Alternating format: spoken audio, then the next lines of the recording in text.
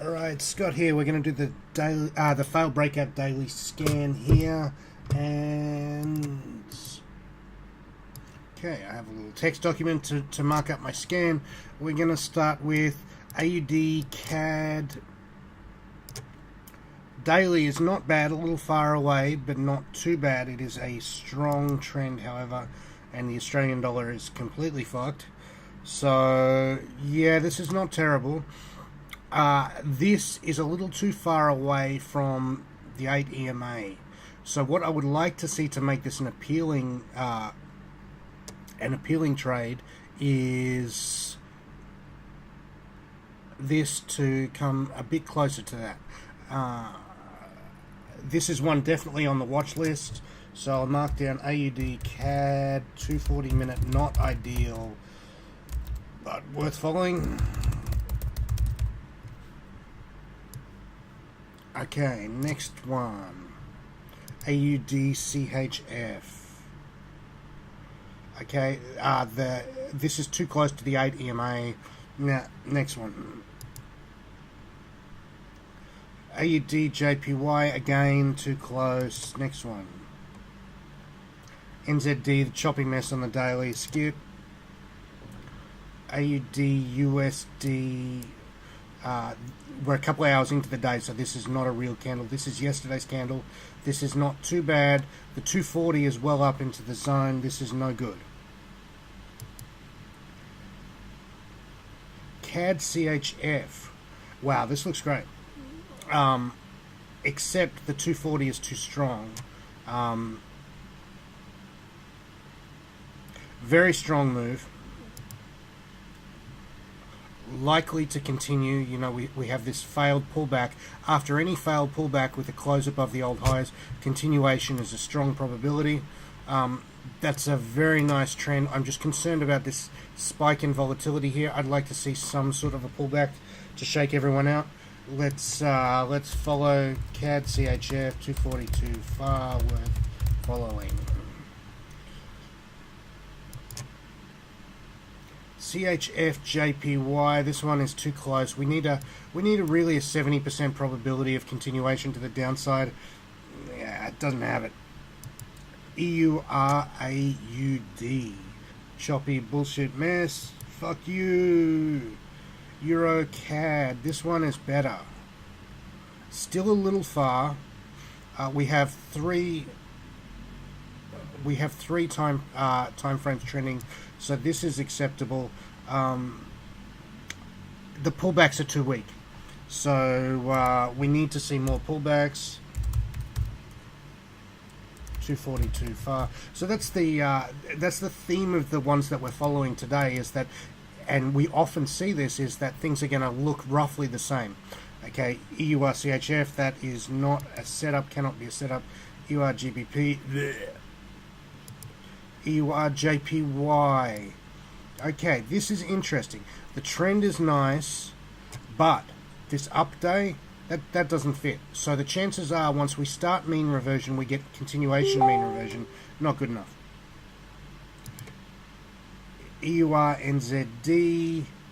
Okay, now this is not bad.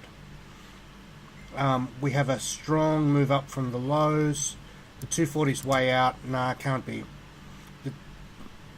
It's probably going to keep going, but it's not the setup that we're looking for. It's not the droid that we're looking for. Okay, Euro USD, not too bad on the daily. The 240 is about right. 60 is too much. No. So we want the 60 minute between here and here, not between here and here. So it's just not perfect. And if it's not perfect, we skip it. You know what we're trying to do. What we're trying to do here. Yeah, no. What we're trying to do here is make something that we're trying to bake a cake that tastes the same every time. Okay, this is technically, actually, it's not terrible. Okay, so the weekly is an uptrend. The daily is an uptrend. It's early in the thing. We have a retest pattern at the lows with this little moving average pinch, which is a strong edge actually. And let's take a look at this trend. We've got a two-legged pullback, 1, 2, and then we've got a retest here. This one could easily work. This is a very nice daily pattern setup, by the way. If you wanted to take this, you would go long at a break of here, a stop here, and that would be a nice setup. On the daily, the 240 is pretty close. Yeah, this is not too bad. So what we're looking for is a false break to the downside, and it's obvious. Okay, you can see our volatility is very low, which is nice. Let me just kill that.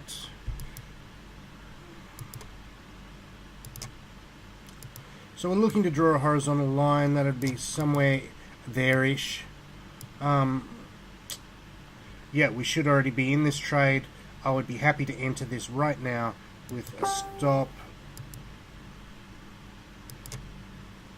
about here-ish. So we've got an entry point of about 136.16, or yeah, 136.16, and we've got a stop of about 136.06. So about a 10 pip stop. We could relax that back to give it another couple of pips to increase the edge. So we're going to write down GBP CHF looks good. Okay, I'm just going to pause the video and post this to the Facebook. Okay, GBP CHF, GBP JPY, GBP USD. Okay, this one is too close to the moving averages. This could go up or it could go down. The odds probably favour the downside, but it's not a slam dunk. We're looking for slam dunks. Okay, this one is just weird. This bar does not fit. Anytime you see something... Oh, hang on. Now it does fit. Let me just change this to 1440 minute. I'll see what we see.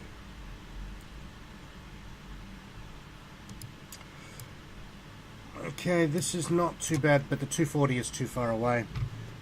There's some sort of announcement has caused that, most likely. NZD USD. Okay. Nice. Not terrible. Too far away on the 240. That is not a setup. So we're not trying to get into the strongest trends. We're trying to get to our setup. Okay, this one is below the ADMA, cannot be a setup. USD CHF, which is one of the strongest trends, which we thought was rolling over, has not rolled over. Not bad, not bad, not bad.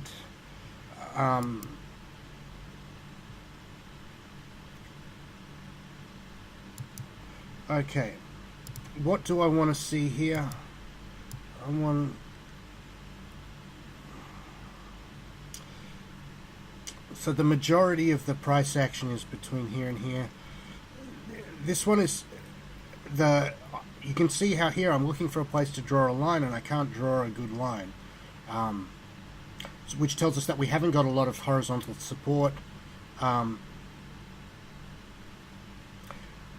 5 minute is unappealing on this, so I find it so USD CHF fits the rules. 5 minute is unappealing, so that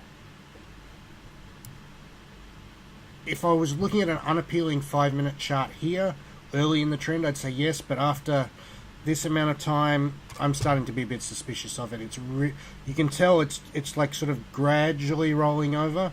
Things that gradually roll over eventually fall off the plate, so that's one that I would skip, but you would certainly be justified in taking it. USD JPY, this one is not terrible at all. It's right in the zone. Touched right in the zone. Let's look at... This would have been a nice setup if we got it at the low volatility time.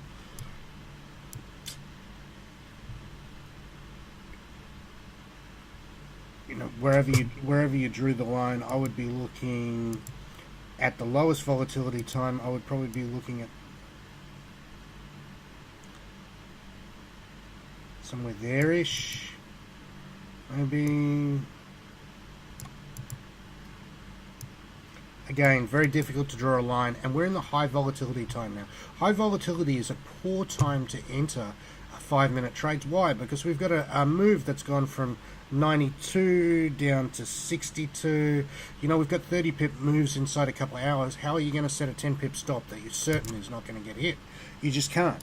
So to me, I would skip a USD JPY. So what does that leaves us? It leaves us with AUD CAD, CAD CHF, and Euro CAD. These look not ideal. GBP CHF looks good, and USD CHF is meh, meh. You could make a case for it, but to me it's unappealing. So we've gone through all of that, and we've got, in 10 minutes and 44 seconds of work, we have a GBP CHF as our only trade. All right.